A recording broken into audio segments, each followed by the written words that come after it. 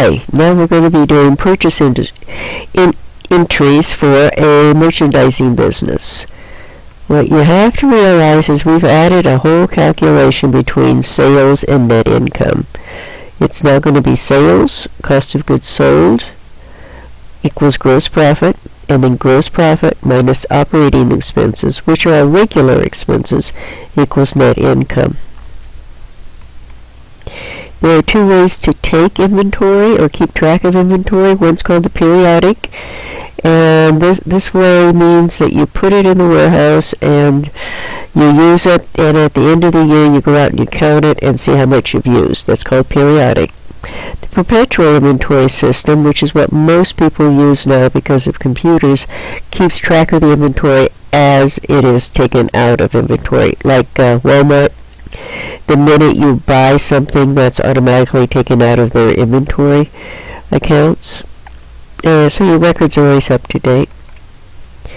So for purchase transactions, here we go. On January 3rd, Net Solution purchased merchandise for cash. Now that's kind of a straight up transaction. You're going to debit the inventory and you're going to credit the cash. And for the purposes of most of our assignments we're going to be doing, they're going to be a perpetual inventory system. We will cover the periodic on Friday. So that's our beginning, where we bought our inventory. The previous one was bought with cash. This one's bought with accounts payable. So we've charged it.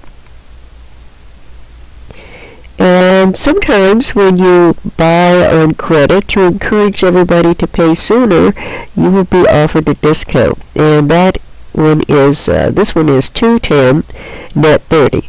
And that's not gibberish. That means 2% discount within 10 days if you pay it. And the net amount is due in 30 days before interest is charged. And I bet you've seen that before. This is a little schematic to let you see. These first 10 days you can get a discount period. The rest of it here is the amount of time you have to pay the full bill.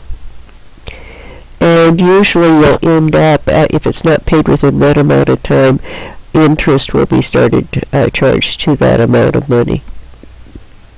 So a purchase discount, and if you, these are called purchase discounts, and this is how they're accounted for. Okay, here we've purchased the inventory on accounts payable, and we're going to pay for it. So I already debited my accounts payable for $3,000, so that becomes my debit here. But my cash payout, because I took that 2%, is only going to be $29.40, and then the merchant inventory will be credited to decrease the cost of that inventory.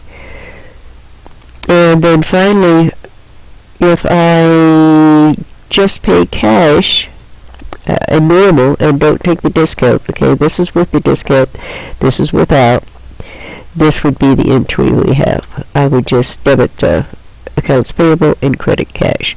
So this is with the discount, and this is within 30 days. Simple enough entry. And you can have a purchase return and allowances. You can have a debit memo, and they're called debit memos, that informs the seller that the amount the buyer proposes to debit the accounts payable due to the seller. And that looks like this. So this is saying we will debit your account as follows. We're going to return $900, so accounts payable is going to be debited for $900, and I'm going to take the $900 out of inventory, and I'm returning that merchandise. Then we're going to purchase again, and this is showing us a purchase and an accounts payable. Here's where they've returned. They've returned portion of merchandise, so we've credited the inventory and we've debited accounts payable. And here's a cash sales. Cash, 1800 sales. This is how you're going to record this when you get ready as a company that sells merchandise. You're going to debit cash and credit the sales, just like normal, just like you would in a service company. You've got an additional entry, though. You're going to have a cost of merchandise sold for $1,200, and you're going to take that amount out of inventory. This $1,200 is what that merchandise you sold cost you.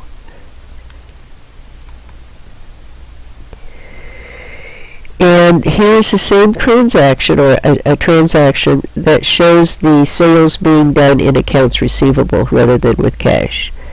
Again, you can see this is normal right here, and the cost of goods merchandise is the added entry, and this is what the amount of merchandise cost for this transaction.